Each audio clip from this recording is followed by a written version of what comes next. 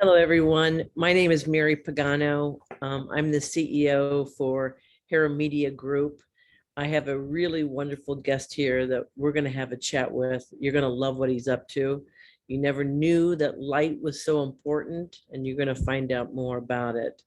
So I want to welcome James Carl Fischer to Hera Media Group and to this discussion.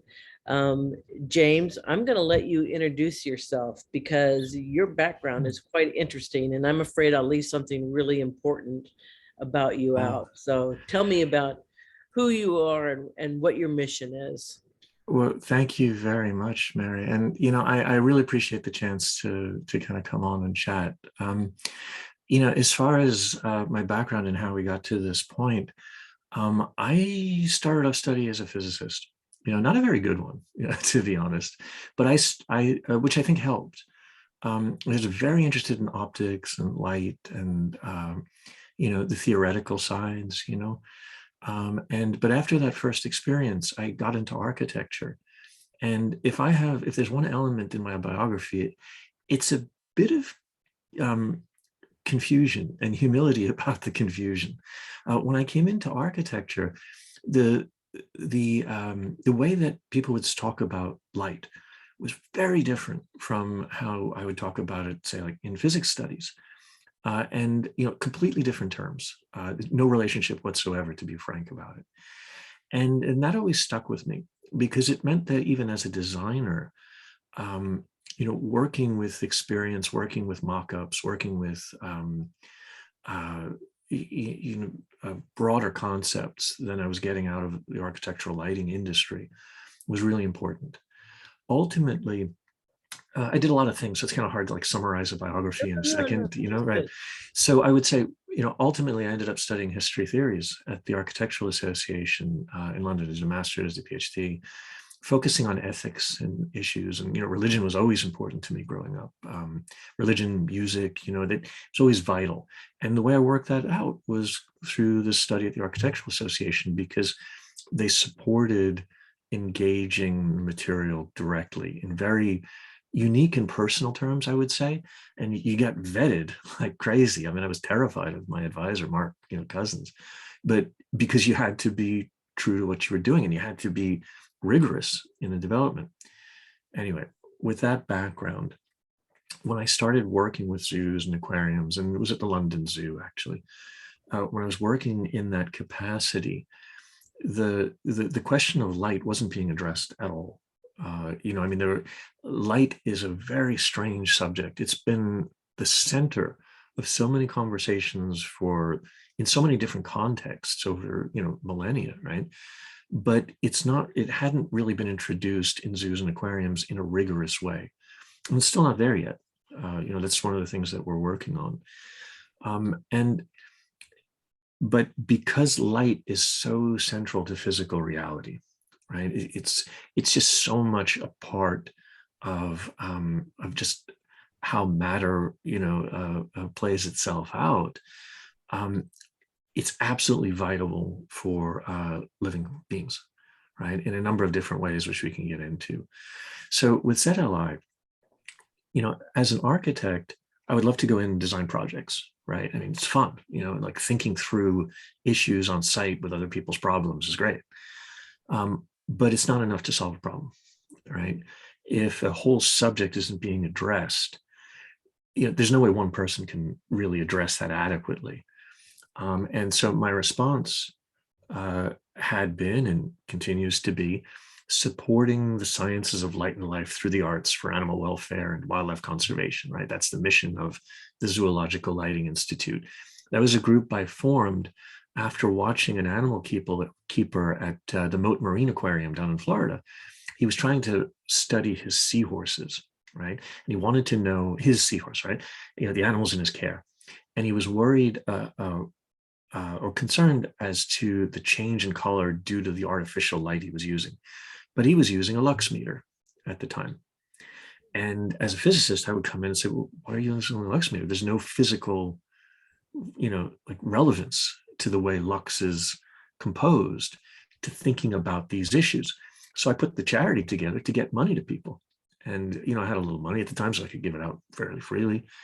And the strategy of the Zoological Lighting Institute always goes back to that we want to find and provide funding for the photobiological sciences so that knowledge can be put on a solid footing, so that when decisions are made, whether it's about caring for an animal, whether it's about, and by animal, I mean both non-human and human. Yeah, well, I can speak for myself and say Hmm. that moving from Manhattan to Miami made a huge difference in my mental health because there was Hmm. more sunlight, right? Hmm. I had no idea that it would be so powerful, but sorry to interrupt, but go ahead. I No, know absolutely. No, exactly what you're talking it's about. a good point. I mean, with living in an artificially lit environment, and that could either be being indoors all the time, it could be about being behind glass, you know, which filters out a lot of important things, or being elevated by artificial light into a condition that's basically destroys the delicacy of most luminous habitat, right? So if we think about what natural light is, it's this huge cycle. It's actually, I mean, it's a multi-year cycle, you know, if you think of how the stars like move in the sky and all. But even just if you think over the course of the day, right, we go from, you know, if we start at dawn, right, and it gets a lot brighter at noon, right, just to put it in real blunt terms, with the Yeah. sun beaming down overhead, and then you get more delicacy as you get towards twilight, right, and then you go into the like nautical twilights, right, you start moving further into the night, and then you get to midnight, and then there's that pause after midnight, and then there's that return up, that slight elevation that you get, you know, at dawn. All of that has physical relevance, all of it, right? And the thing is, when you pop on an artificial light, you're wiping out anything after twilight, right? And so those physical relationships that a living body has, right? You know, any living body has, from, you know, a caterpillar to a dolphin, right? It's wiped out and it's constrained, right? So basically, you know, if you have here and you have here, artificial light is this little narrow bit in the center, right? And I'm saying artificial because you're indoors, you know, when that's on. And if it's outdoors, it's just wiping things out. So anyway, what that means, though, is that it doesn't mean that, say, all artificial light is needs to go, right? Right. Because there are other uses for it, but you have to make choices as to what you're willing to concede. And you know, with light, one of the things that we can get into, it actually, you know, governs, and not just impacts, it governs things like reproductive health, mental health, Well, I know right? that. Right. You know, you think about growth, food security, right? You know, how we have food to eat, which allows us to see in the first place, right? Right.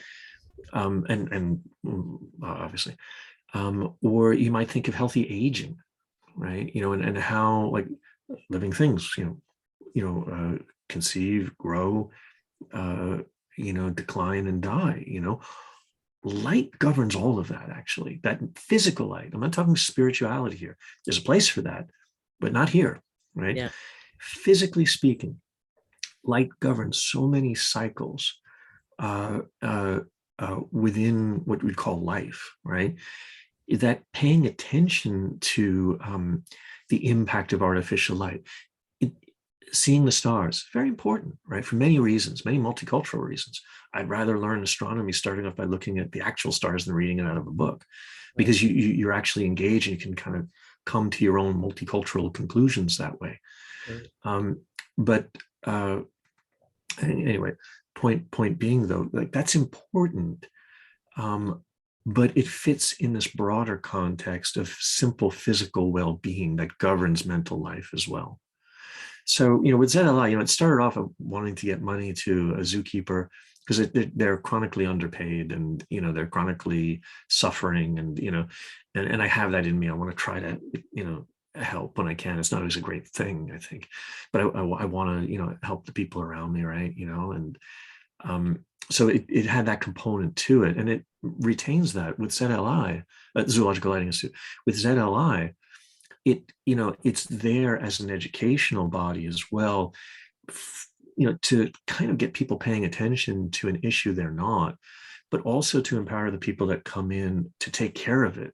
Like I said, nobody does this on their own, Yeah. so it's really necessary to set up these mechanisms and going for it. So anyway, as far as background, that's probably enough. I mean, Okay. I study with all sorts of wonderful people that I always like to Yeah. compliment and all of that, but I think for the moment, and Ken Yang, I know is somebody really important to me now, because we focus on the wildlife and architecture question, Yeah. how, and so that's really important on that side. And Okay. another person, just one more shout out too, with John Cage. I started off with in that musical awareness, right? He was teaching at Wesleyan when I was there, and so he was kind of really elevated. And if you have like a pantheon, everybody's got their pantheon. John would have been one of mine, right? And but that thinking of the environmental relationships of work, whether it's artistic or scientific or architectural or whatever product, thinking in those broader categories, and recognizing that the thing you don't want to look at is always kind of there, that's really key in all of this too for me. So long introduction, but that's Well, basically what I'm I at. love the direction of your career. I mean, it's always interesting. I know the young youth are always struggling. What am I going to study? What am I going to do? And sometimes people feel like it's a lifetime choice. But I think if you stay true to what what feels good to you, what interests you, it all adds. It all adds to the value where you are today. So let's talk about the Zoological Lighting Institute. So what is the organization's strategy? Well, we've got really 4 areas of work, and the work is, to me, is the strategy. Yeah. And one quick lead into this, Mark Cousins actually, someone who passed away, my advisor, close, friend who I don't know his friend, so it's kind of a weird thing.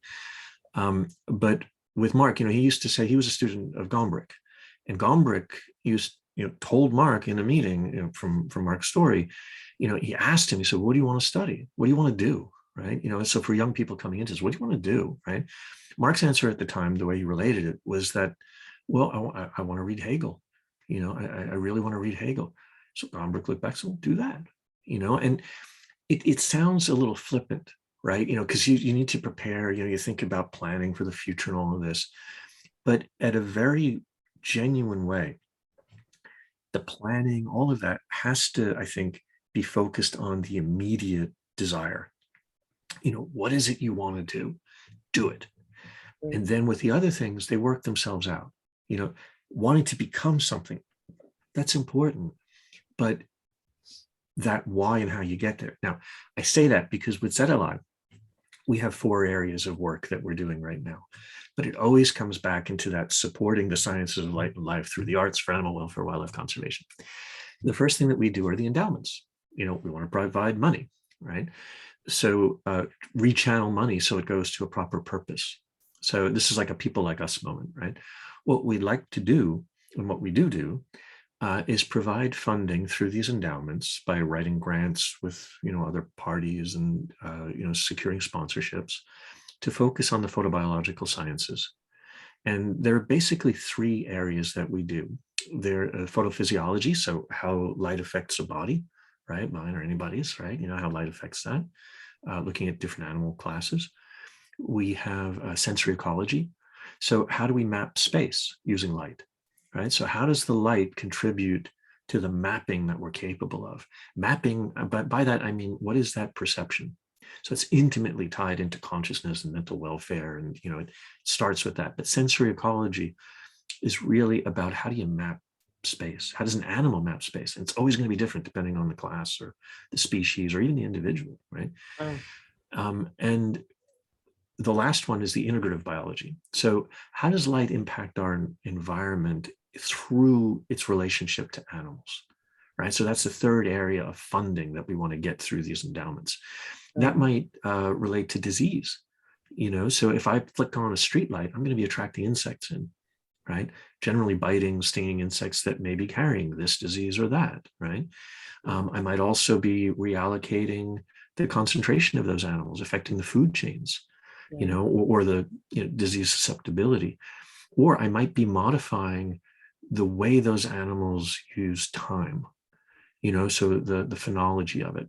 So Right. anyway, our endowments, that's the first effort, right? That's our work, right? We say, okay, this is what we're gonna do. We're gonna get money, we're gonna give money, right? In this. The second thing are our Zala animal welfare stations.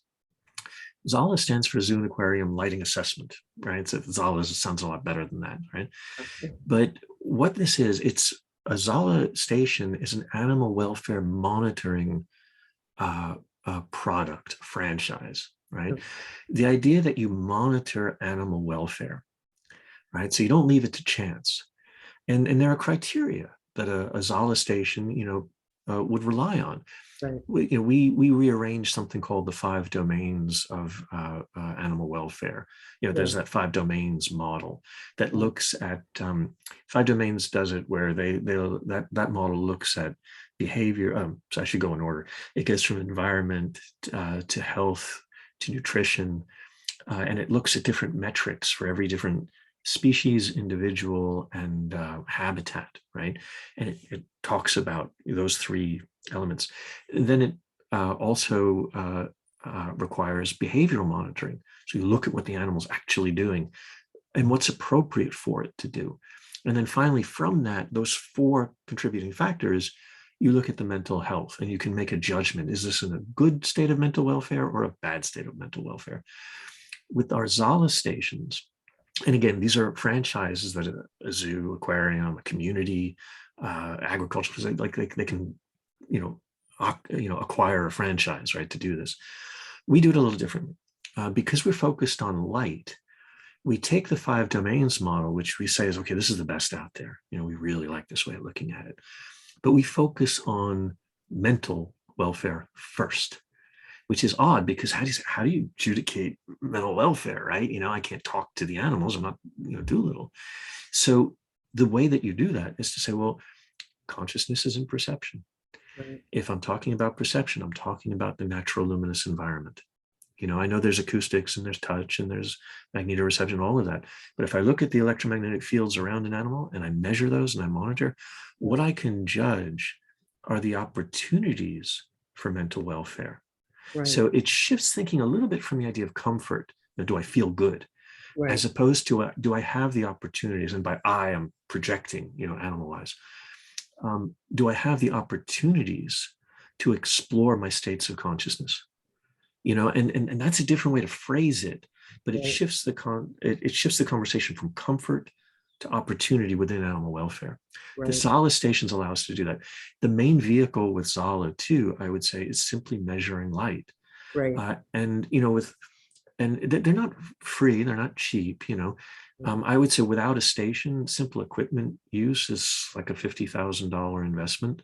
When you think of somebody to operate the equipment, and basically it's a CMOS camera with a filtration system on the front, and you can kind of adjudicate what the fields are, and how they function over time. And over time is really important. So anyway, that's the second. I'll go quickly on the last one, last 2. The third area, we're designers. I'm an architect through and through. Yep. I don't look like it most of the time, but as an architectural sense, what ZLI does is focus on animal welfare, and it takes an animal welfare orientation in sustainable design as an architectural mandate, right? And the reason for doing that is to focus on what different animals are in their own terms, then translating that into conservation decision-making, taking the conservation decision-making, and this is where Ken becomes really important in our work, Ken Yang, really important in our work, thinking about the biotic elements in the environment in addition to the abiotic, right? So you look at the living systems as well as the non-living physical systems as a key aspect of sustainability, right? And with sustainable architecture, the question, it is about sustaining something, right? We look at it like sustaining life. And then and as well as the idea contributions to that life. By idea, inclusion, diversity, engagement, and access, right? As fundamental to what architecture should be. And I say that as a mandate, even Right. though I know, like architects, we like to, think we have our creative license to do whatever we want to do, but that's Right. not like freedom or anything like that. That's just nonsense, right? So, and I'm brushing it off. So instead, we focus on this idea mandate, focusing on keeping living systems functional because they're under a huge amount of stress right now. And that's a whole, I believe seminar in it. itself. No, yeah, no, I believe it, especially as, man is developing or humans are developing all over the world and, some of these animals are displaced, right? It's the best facts that I can point to are two. One has to deal with birds and one deals with insects, right? And there's stress all the way around in many Yeah, different areas. right. Insect numbers are down, 50%, up to 75% in some areas. Yeah, You lose insects, you lose everything, right? right. It's very simple. And, Funny so, that we look at them as a nuisance, but they're actually mm, very important to our ecosystem. I mean, look at bees, yeah, right? I mean, right. yeah, That's right. And without insects, there's no food. I mean, it's that direct. With ZLI, we actually split off campaigns, right? So like campaigns, because it's hard sometimes to talk about applied photobiology, why that's important to people, right? So we can say, join us as scientists.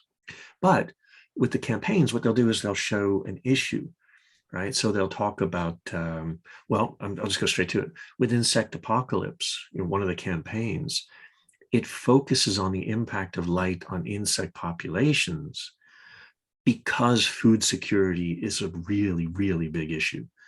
And it's not a far away thing. This is something like oh, I live in New York, right? So in, if food, in the Midwest is ceased because of, lack of insects and pollination, that's a problem, right? It's a global issue. We're not used to dealing with that.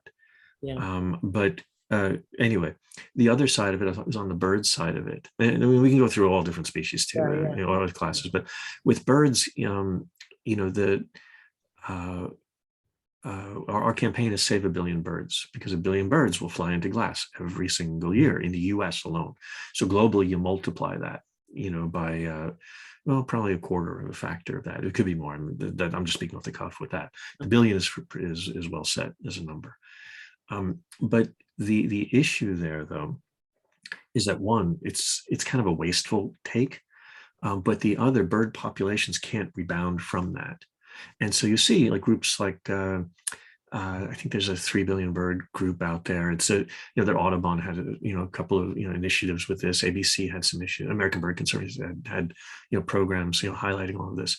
Bird populations don't rebound from those kinds of losses, right? wow, And again, if you lose birds, you lose everything. If you lose insects, you lose everything, right? And the challenge comes in that all of these areas fundamentally relate to how light is managed in the environment, right? Fundamentally. So, with our AWASH programs, again, we want the decision making to come from solid research, right, right?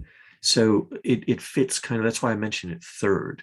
Like I didn't start off like, as architects, we want to protect animals, which was a great actually way forward, but we did a little differently. Oh, we said, right, okay, endowments, let's get together on this. Let's start yeah, working on this problem. The second, let's monitor it, yep, so we see how things are going and what we can right, do. right, And then finally, we get into design. Now, I talk about architecture, but our AWASH programs, they include sustainable fashion, right? So, because fashion is really what drives everything, how you think about uh, the word exploitation has kind of a bad connotation, and it shouldn't be. right, I like to imagine I have more of a Japanese sensibility where you think about how do I utilize the natural environment, right? It's right, probably a better American word. So if I say, how do I utilize the environment? Fashion is about that. And it's about creativity, and it recognizes that there's investments, that people make in things, Mhm, value systems that build up off it. mhm. So, if I look at fashion as the content, and architecture as the setting in a way, and obviously these are interrelated, and then product is what we're capable of. That's what a wash is. And we're always looking for like investors and, backers and designers to hop into these fields with us and open conversations. Well, we can help you with that. Hera That would has be fantastic. a Green Wave organization, and Paulo Gomez is very much into sustainable fashion. He's creating a village Mm. in Portugal to bring a lot of designers and manufacturers and everything together to focus on sustainable fashion. As a matter of fact, they just got done with a big event in Goa about a couple of weeks ago. Oh, So I'll have fantastic. to, I'll have to get you in touch with them. So I would love for us to be part of it. We started a program that the pandemic ended, years ago, with the High School of Fashion in New York. And it has a lot of promise, and I'm dying to get this up and running again. But the idea was to support uh, designers as they entered the field, simply in thinking about the relationships between how they designed, different traditions of designing, contemporary, thinking on design, and an animal welfare oriented sustainability. Now, obviously, we focus on light in that. I mean, when fashion goes on the runway, it's under the bright lights, right? If you think about what a runway is. And not that I'm a well educated in fashion, but I have some thoughts.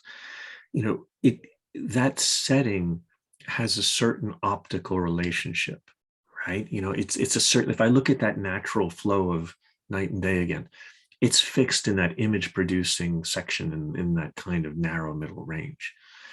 One of the keys, I think, with an animal welfare oriented fashion is introducing this question of natural light into it, and how we see, and how we see changes what the fashion could be.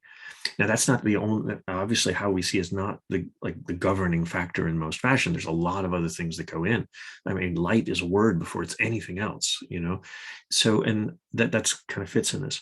But so with that program, it kind of hit all of the points that we wanted to do, like that we would, be providing funds to people who needed it.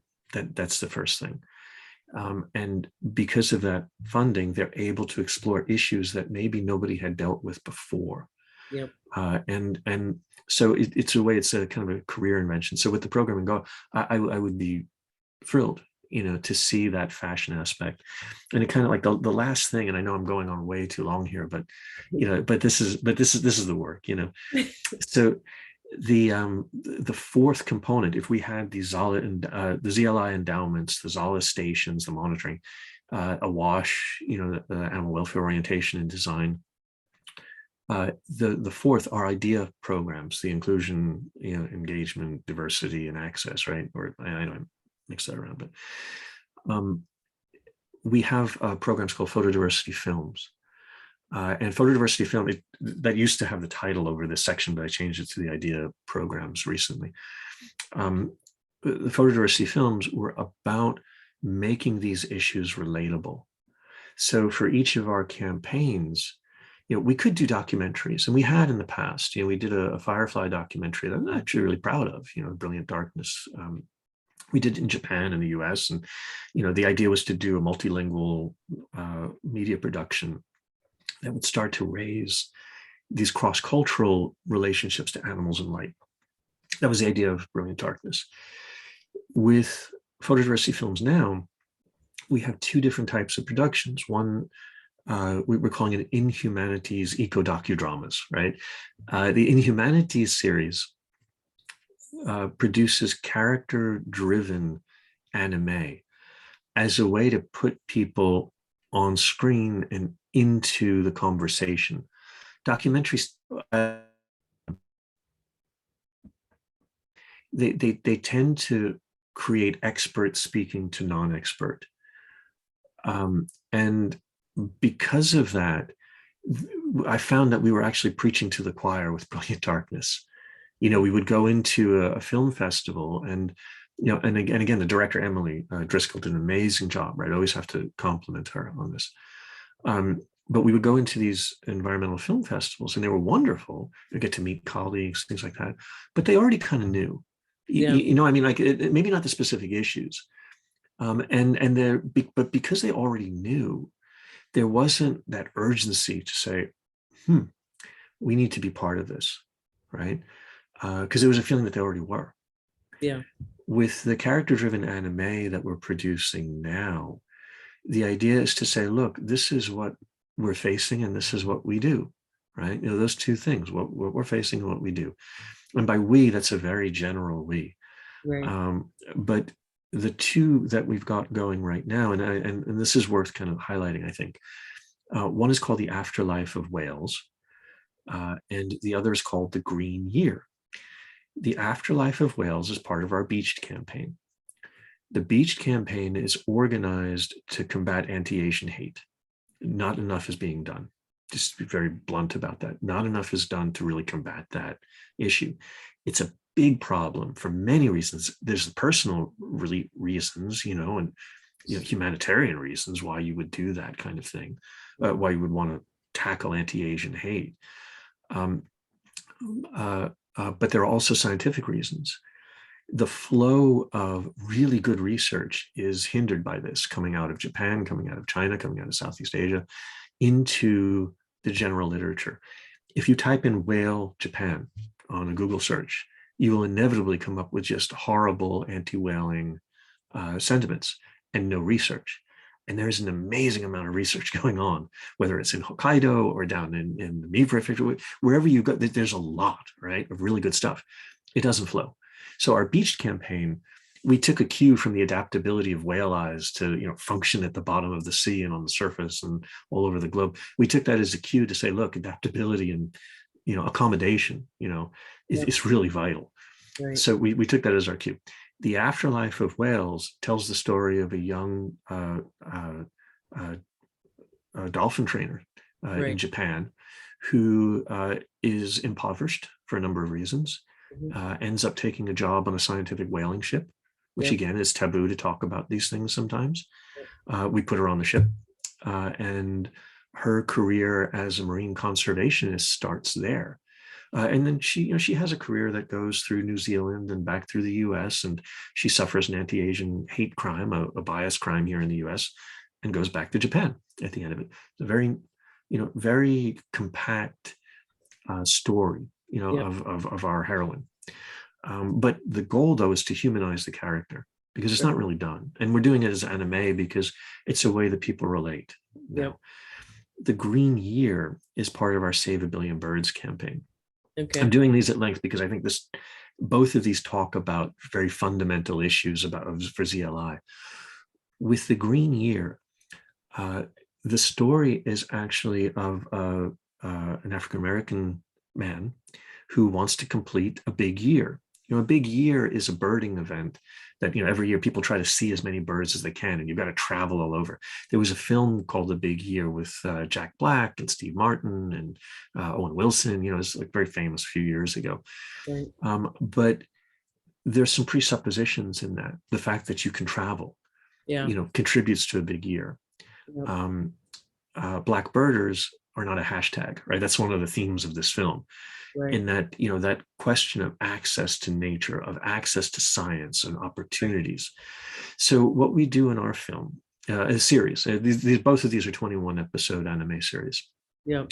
What we do in our film is trace the efforts of Tom Robinson, who we were a little shameless in this. We plucked the son of Sam Robinson out of To Kill a Mockingbird and his sisters. Because they are given no humanity in that story of their own. They're kind of like side characters, even though they're really the focal point of what happens, really. The kids of the man who's murdered, right? And so what we do is we focus on Tom and his efforts to travel in the South in the 60s, 70s, the impossibility of completing a big year in those contexts, having to go into Brazil, and then from Brazil to Liberia, and that's his arc. He ends up staying in Liberia at the end of that series, but what we're trying to pull out in this is the different kinds of racism involved Yep. across borders. Yep. And so in Brazil, you may have more of a feature-based racism, whereas in the States, more genetically based, right? Or more ancestral based, I should say, not genetically, ancestrally based in the US. So there are those different types. And then there's the playing out of this in that American colony, right? But the idea though is to focus on the multinational aspects of migration, birding, what hinders, what are the barriers and the boundaries. Save a Billion Birds is a campaign, but it started by looking at birds flying into windows, right? An easy problem to fix, right? Easy in the sense of like practicalities. You put a screen over a window. Yeah. Questions solved. There are other ways to do this. If you have an attachment to glass, you can always use bird-friendly glass and spend a little money. You can put on films, with very tight spacing. You never put a sticker on. Those hawk stickers don't work, right? Yeah. Everybody knows they don't work. And Yeah. if someone's putting it on there, what they're saying is they actually like to see birds die. So because you know enough about the issue to know you got to fix it, and you're not fixing it. So I say that because I know a lot of zoos and aquariums will have those stickers, and I don't know why, because they shouldn't, right? It's not even a question. They should not have them. So anyway, I'll get off that soapbox. Yeah. But but with Save a Billion Birds, the issue initially and still is that border issue, that hostile, horrible border that's creating suffering. Yeah. Glass, exposed glass, right?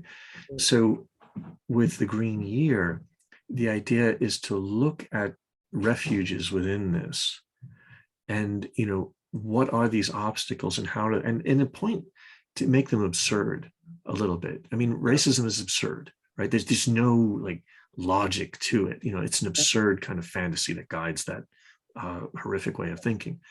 So, right. So just to kind of like, obviously, right, to get right to it. But anyway, with these anime, this is the fourth area of our work. And I know there's all sorts of things we can talk about, but I'm trying to touch on everything all at once. I know. But with, we have these four areas that, so we want to support the science, right? The endowments. Yep. We want to support the monitoring or enact the monitoring in a for-profit way. Zala Stations are for-profit because you have to put your money where your mouth is if you wanted to succeed. Right. So that's a for-profit effort. Right. When we get into awash design, it's a typical design fields. Now, we're framing ourselves almost like a new American Institute of Architects or runs through British Architects, or whatever, the UIA, we're almost framed in that way on the subject of animal welfare orientation in architecture, because the other groups are not doing it. So we'll do it. And then finally, with our idea programming, there are isolated programs as well, like Biking for Birds. That's a program. Get 20-somethings on bikes to monitor bird collisions. It's a great way you raise awareness, but then you also force the fixing of the issue while providing access. One last thing, and I know people that will scold me for this. We are very fortunate in that Carlos Mirabel, who's a Japanese American baseball player with fame in Japan, I should say, credited with pitching the best game in professional baseball history in a World Series in Japan. He's one of our spokespeople now, which I'm thrilled about. But it's not a nominal position, though. What we're doing is putting together anti-bullying baseball camps around our Paranoia Campaign. The Paranoia Campaign looks at the impact of light on mental health. Artificial light will create anxieties, right? I know we have that idea of night light, you think of that's my security, right? It actually makes it worse, right? For mental health. It changes hormone cycling. It always comes back to that, in a way. It's either opportunity or hormone cycling is generally the way that we go with these things. But the Paranoia baseball camps, right? That's another idea program to focus on bullying as another anxiety-inducing element, and to show that that bullying and the mental health, that these are vital for human productivity. We have to overcome these things, and they're environmentally induced. So the Paranoia Campaign really, we're very fortunate to feature Carlos in this setting to raise awareness that environmental factors matter for mental health, which matter for a country's productivity, or for, economic viability, or for empowerment, for raising people up and providing opportunities. So the Paranoia Campaign, again, it's my, they're all my favorites. Like, it's like, you see all these things that you do, that's my favorite, right? But this is my favorite, right? The Paranoia Campaign, it's a cool name, but I think with the Paranoia Campaign, though, that linkage between the science, right, the monitoring, the thinking about design for community well-being, which then feeds the science and feeds, the monitoring. And so it becomes this really nice circle. And Paranoia has this really good, composition, all of that. So anyway, sorry, like I said, I actually don't like to talk, but when I get going in this private little setting here, forget it. It's just going to be loud. Well, you can tell you're very passionate about what you're doing, and I think it's awesome because I don't think enough people think about light and the impact on human beings and the animals around the world. I think we take the sun for granted. I think our work-life balance is non-existence. I feel like way too many people are working and not in good lighting, and so I think it starts to create a lot of mental health issues around the world, and I think we're seeing some of the negative impacts to that in regards to the simple thing of lighting. So we've got about 5 minutes left. What do you want to tell us? What does everybody need to know? It always comes back to, the natural light comes first. That like natural light, it is habitat. So, and so that's one kind of mantra to kind of keep first. The natural light comes first. There is no artificial replacement for natural light. That's the first thing. And the second thing, I think, on that, constant refreshing, constant like reawakening to the issue is important. That it's easy to let this one drift. And I noticed this with the Save a Billion Birds campaign.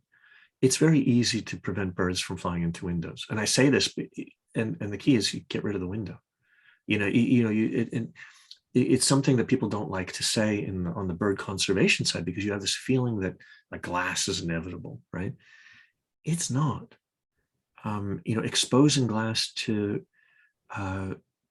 environmental systems, it's not inevitable. I mean, up until 1900, most architecture was bird friendly. And interesting. So I didn't know that it was friendly. Yeah, because you had different technologies making the glass. So you would have like spun glass, or you'd have glass with imperfections. Glass was an architectural mistake. This is another thing, like, as an architect, right? I mean, I had a good position with the Royal Institute of British Architects for many years. I was on their council for 2 terms. So I'm very sensitive to what architects are sensitive to and what they're not. Glass and artificial light, in a way, they're mistakes, because what they do is make the environment impossible, right? The question is, okay, we have to live with our mistakes some way. How do we live with our mistakes? With glass, screen it. Yes. If there's existing glass, you screen it. It's very simple. Yeah. And if you're talking about mass, buildings, you can, granted, there are some big problems, big mistakes. Yeah. But, if there's frit on the outside surface of the glass, if there are films on the outside glass, it helps. Yeah. New architecture should never have glass exposed to the environment, never, right? Yeah. And so that's one. With artificial light, the question is, how do you live with starlight again? That's the fundamental biological question. How do you live with starlight again? And there, when you think about as an architect, as a designer, as an occupant, as an owner, as a real estate investor, rather than taking the motif of light saying that the building is on and we're going to, be productive all night. And, even if there's nobody in the buildings, right, the skyscrapers are always lit, right? Yeah. It's a mistake. Yeah. If we deal with things like the absorption and transmission of materials, what are visual contrasts? Lower that down. You'll improve crime rates. You will obviously help the environment, help the way the environment helps us, right? But thinking about starlight, can you tell the difference by measuring? You can't do it with your eyes, right? Because we're not there yet. Yeah. Can the environment exist between starlight and moonlight? Those 8 orders of magnitude between a full moon and a starless night and a moonless night, right? Can we recoup that? The way you recoup it is thinking about visual contrast in the materials where you need it, or finding alternatives to the use of artificial light, right? Not saying that this light is going to be the cure-all that, insects won't see or turtles won't see, or that's not going to get us anywhere. And I say that after 25 years of hoping that maybe that wouldn't be the case. Really, the question is, I think the answer, right? The path is to think about, how do we do things without this destructive technology, right? How do we not add radiation into the environment and survive with the population the way it is? And, how do we not add radiation? And we have to think about light as radiation, right? How do we not do that? And then the creative energies will come out of, designers who have that question in their minds. It's that blindness, to dealing with the question that's really the challenge, because people are smart. I've always felt that people are really smart and they're really, creative, but we're also based on deluding ourselves in many ways when we don't want to see a problem. So anyway, that's not so short, but those are my two areas at the end. It's been a really interesting conversation, James, and I really appreciate your time today. I think the designers have to think differently, that, creating light within the designs of everything that they have, using the natural light, how important that is both to humans and animals. So I think what you've touched on is things that, I never even thought of. And I don't know if all the designers and architects around the world think of that in the same way or not, but I think that this conversation has been really brilliant. I want to thank you for the time today. I will post your bio and everything about Zoological Institute within the bio, so people can find you, reach out to you. I'll connect you with the folks with Hera Greenwave, because I think there's a lot of synergies here. I'm really excited about what you do, and thank you again for your time today. I really appreciate it.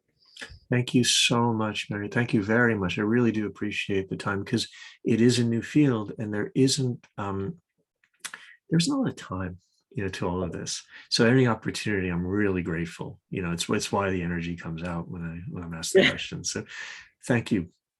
Thank you so much for today. Thank you.